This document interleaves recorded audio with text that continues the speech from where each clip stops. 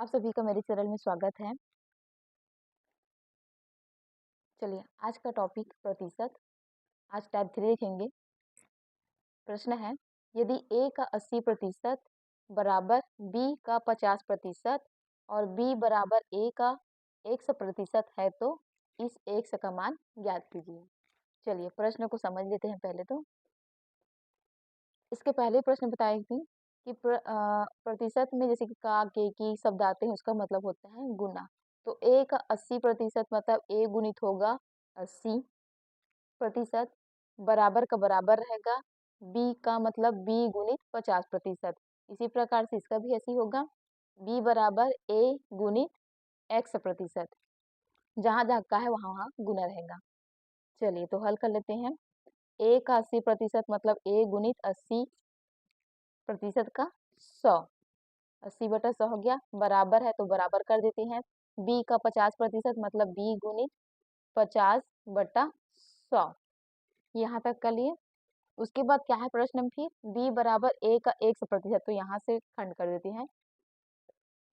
b बराबर a का 100/100, का 100। अब जो कट रहा है उसे काट देते हैं। 1 0 1 0 कट गया। 5 एकम 5 और 5 दूनी होगा 10। यहाँ से 0 0, 2 चौक 8 और 2 पंचे 10। तो ये होगा a गुणित 4/5 बराबर b गुणित 1/2। बहुत ही आसान है। अब देखिए पक्षांतर करके a और b का मान निकाल लेते हैं। तो a अपनी जगह है, यहाँ पर b जो गुणम है वो पक्षांतर होकर आएगा तो क्या होगा, भाग में आएगा। बराबर, अब देखिए ये 1/2 है तो ये अपनी जगह है, ये वाला हिस्सा पक्षांतर होगा। जो भाग है वो गुणम जाएगा और जो गुना है वो भाग में आएगा। गुणित भाग में क्या, 5 है तो 5 ऊपर चला गया गुना में, और जो गुणम है 4 गुणम है तो किस में आएगा, वो भाग में। अब इसको हल कर देते हैं। तो 5 एकम 5 और 4 दूनी 8। तो a बटा b का मान निकला हमारे पास a बटा b का मान निकला 5/8। चलिए अब इस वाले हिस्से में हम लोग a और b का मान जो निकला है उसे रख देंगे। तो b का मान क्या निकला है, b बराबर 8 निकला है, तो b का मान होगा 8 और एक मान निकला है 5। तो यहाँ पर 5 गुणित 100/100। अब इसे हल करेंगे तो 100 का मान निकल जाएगा।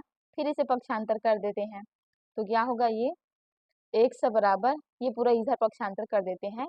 100 को यहीं रह देते हैं, बाकी जो है पक्षांतर कर देते हैं। तो ये 8 अपनी जगह है, ये भाग में है तो गुना में आ गया बटे 5। अब देखिए 5 एकम 5, 5 दूनी 10 और 5 शून्यम से हो जाएगा 8 गुणित 20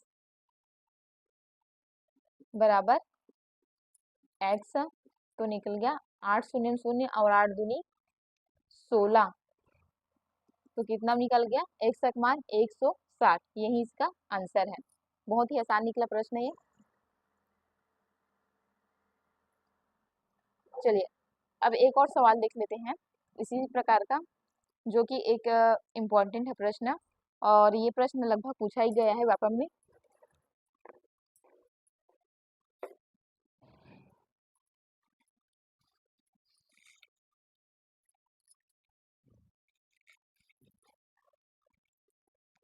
यदि p का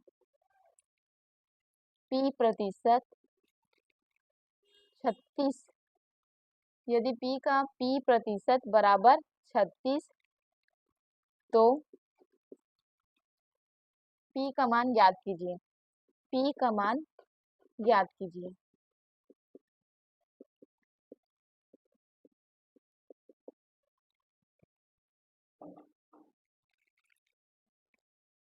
चलिए इस प्रकार के प्रश्न हम कुछ नहीं करना है हमें, जैसा प्रश्न दिया बिल्कुल वैसे ही समझ के हल करना है। जहाँ पर का है वहाँ पर गुना का निशान लगाना है। देखिए p का मतलब गुना, p गुणित p प्रतिशत है तो 100 बराबर में क्या है, 36 है। सीधा सीधा सवाल हल हो रहा है यहाँ पर। देखिए p और p का गुना होगा तो क्या आएगा, p² बटा 100 बराबर 36। अब इसे पक्षांतर कर देते हैं तो भाग में तो क्या हो जाएगा, गुणम चला जाएगा। तो p² बराबर 36 गुणित 100।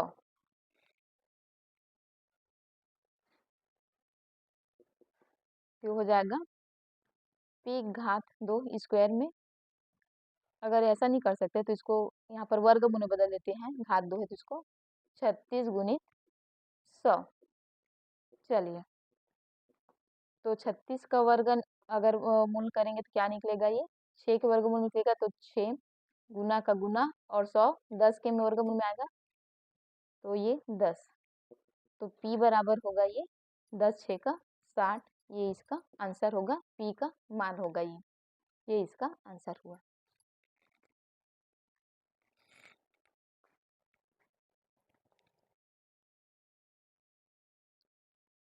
Thank you. वीडियो पसंद है तो एक लाइक शेयर जरूर करें, साथ ही मेरे चैनल को सब्सक्राइब करेंगे। इसी प्रकार के और एक और अन्य प्रश्न के साथ प्रतिशत का लेकर हम लोग आएंगे स्टूडियो में।